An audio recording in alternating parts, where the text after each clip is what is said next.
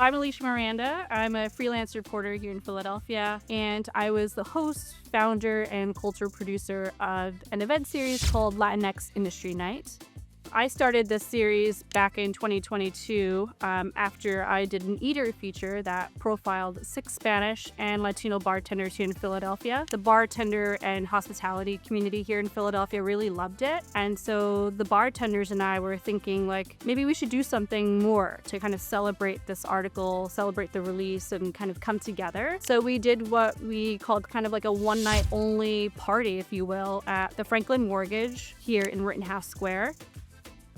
And they came up with like a really fun one-night only menu of 6 different drinks. Each cocktail would represent where they come from, their patria, their heritage. We were turning people away from the door. There were lines even before we opened. It was just a floodgate of so many people coming through. You know, you had all the friends and the regulars of these bartenders, but you also had people from, you know, the Visit Philadelphia Tourism Bureau. You had other media people there, other people from, you know, publications and even like television stations that were coming through to see what was happening. And everyone kept saying to me, this was needed. This wasn't just like a fun party where, you know, you're partying with the best bartenders in town. It was like, this is actually something more meaningful. And I really wanted to explore how I could grow that. So many people came up to me that night and kept asking, well, when's the next one? And, you know, I just was like, oh, this is a thing that I think I might have to pursue. And so I just started brainstorming with different bartenders around town of how I could create an event series that would celebrate the drinks culture, not only here in Philadelphia, but also of Hispanic and Latino drink heritage. We then went on to Condesa, which is over here just a couple blocks away, also in Rittenhouse Square.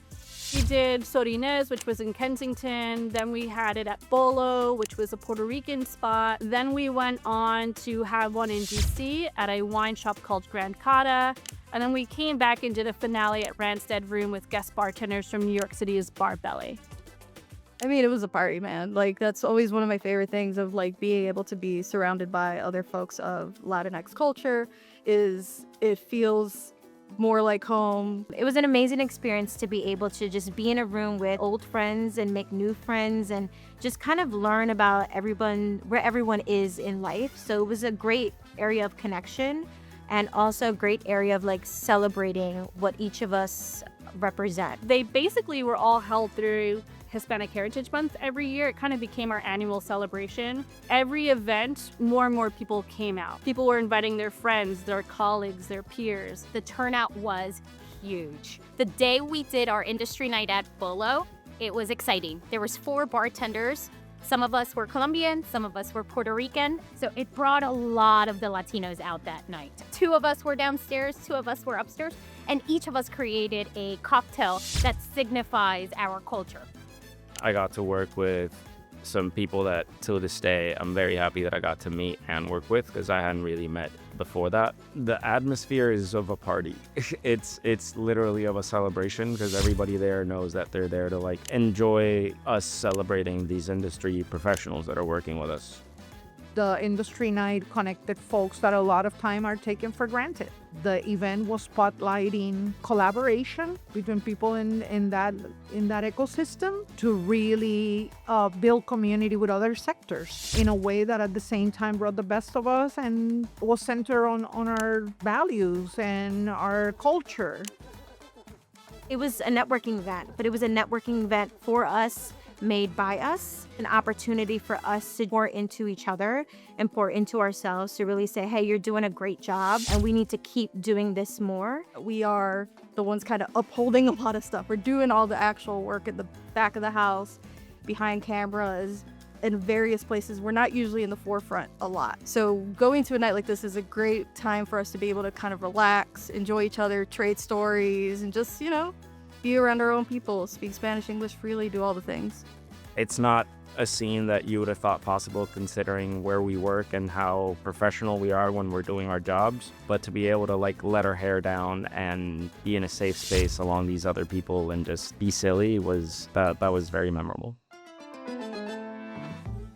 So I have decided to end Latinx Industry Night. I wanted it to be operating as a small business with fiscal sponsorship. I wanted to have liquor brands be a be a part of it. You know, I really wanted to scale and grow the series, but unfortunately it just was too difficult to do it on my own. But for me, I don't look at that as like a failure. You know, we did 6 really successful events. We made over 30 grand in revenue for bars and restaurants. You know, I think in total we probably had 1,000 people come out to all these events.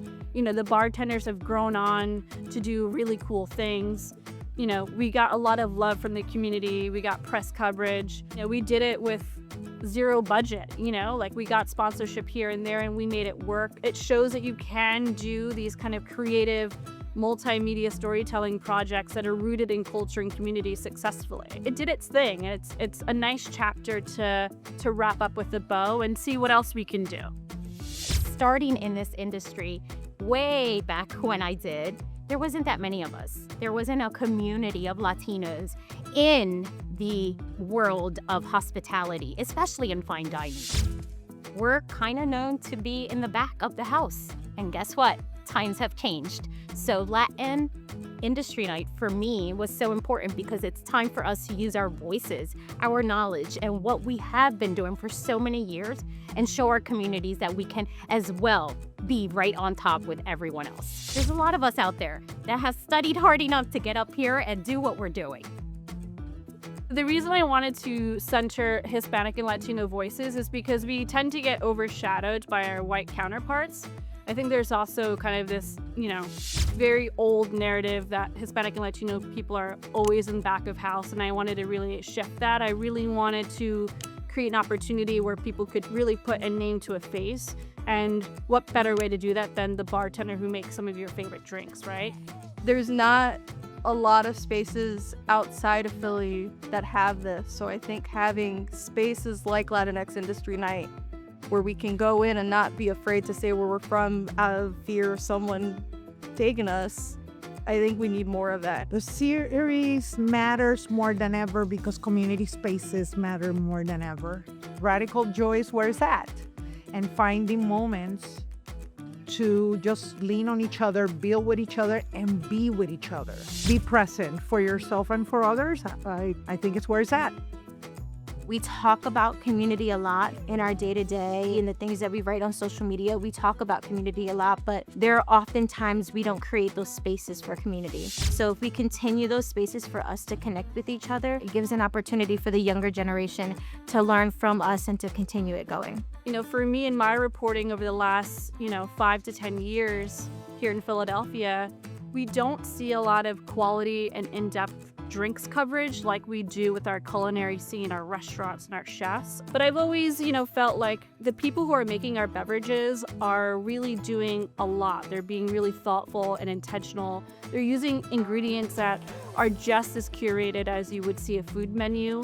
And I really wanted to spotlight that, and I really wanted to highlight that.